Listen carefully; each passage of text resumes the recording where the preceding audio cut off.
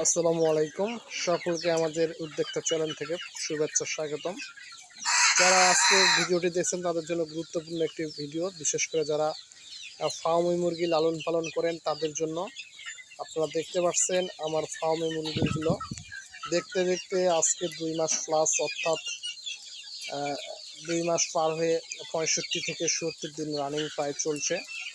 মাশাআল্লাহ, আপনারা দেখতে পাচ্ছেন খুব দ্রুত, এত দ্রুত আমি নিজেও কখনো কল্পনাও করতে পারিনি আমার মুরগিগুলো এত তাড়াতাড়ি বড় হয়ে যাবে। কেউ বিশ্বাসই করতে পারবে না যে এখানে 2 মাস বয়সী ফার্মের মুরগি এগুলো আপনারা দেখতে পাচ্ছেন। সম্পূর্ণ আমার একটা অনভিজ্ঞ ব্যক্তি ছিলাম আমি, একজন শখের বশে খামার পরিকল্পনা গ্রহণ করি। আপনারা চাইলে আমার মতো শখের বশে পালন করতে পারবেন এবং পরবর্তীতে বাণিজ্যিক আকারে আমার মতো চিন্তা ভাবনা থাকলে করতে পারবেন। আপনাদের আমি জানাবো যে আসলে ফার্মে মুরগি কবে কত পিস নিয়ে শুরু করা সম্ভব এবং কিভাবে এর অভিজ্ঞতা নেওয়া যায় এবং ফার্মিংটা কিভাবে শুরু করা যাবে, সব কিছুর অভিজ্ঞতা শেয়ার করব। আমার ফার্মিংয়ের বয়স মাত্র 1 মাস 1 সপ্তাহ চলে, অর্থাৎ 40 দিনের কাছাকাছি। আমি কিন্তু খুব বেশি একজন বড় উদ্যোক্তা হয়েছি তা না, আমি মাত্র শিখতেছি। আপনাদেরও আমি শিখাবো আসলে কিভাবে কি করা যায়। আমি এখানে মূলত আমার এই শেডটা দেখতে পাচ্ছেন, মূলত আমার এই শেড আপনাদের আগে ঘুরে ঘুরে দেখাই। আমার শেডটা এই যে এই পাশে আমার আছে ছোট ছোট দেশি মুরগির বাচ্চা, আপনারা দেখতে পাচ্ছেন। এগুলোকেও আমি ঘাস খাওয়াতে শিখাচ্ছি এবং মাশাআল্লাহ এরাও খাওয়া শুরু করছে।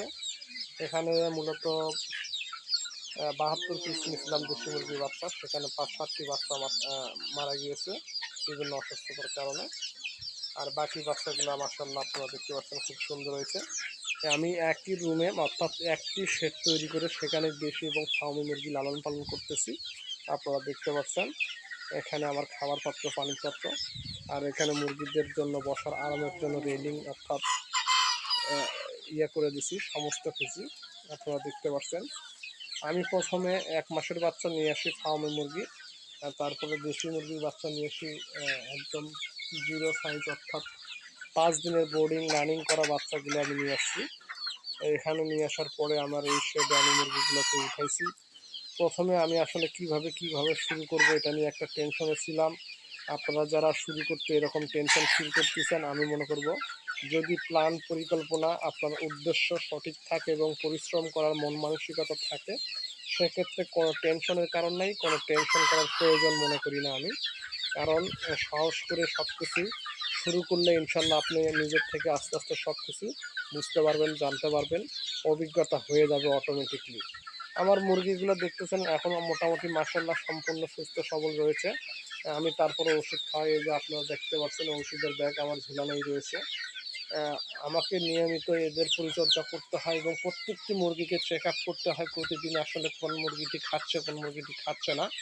এটা আমার একটা মানে এখন বর্তমানে অভ্যাসে পরিণত হয়ে গেছে যে আমি কীভাবে কী করব। আপনারা দেখতে পাচ্ছেন মুরগির এমন একটা পরিস্থিতি, তাতে মানে এরা হয়তো বা এখন সামনে খুব দ্রুত আর 2টা মাস পরিশ্রম করলেই আমি এদের ফলাফল পেয়ে যাব ডিমের উৎপাদনের জন্য, যেটা আমি নিয়েছি মূলত। যাই হোক, এখান থেকে আমি পরবর্তীতে বাচ্চা উৎপাদন করব।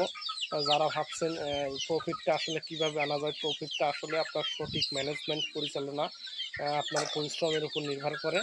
আপনারা যদি চান যে কেউ প্রফিট আনবে, সেক্ষেত্রে আপনাকে অবশ্যই খাদ্য অপচয়টা রোধ করতে হবে এবং প্রাকৃতিক খাবার এদের খাওয়াতে হবে এবং পরিচর্যা সঠিকভাবে করতে হবে। কখনও পানি সারাদিন রাখবেন না, পানির পাত্র পানি বারবার পাল্টে দিতে হবে 3 বেলা খাবারের সময়।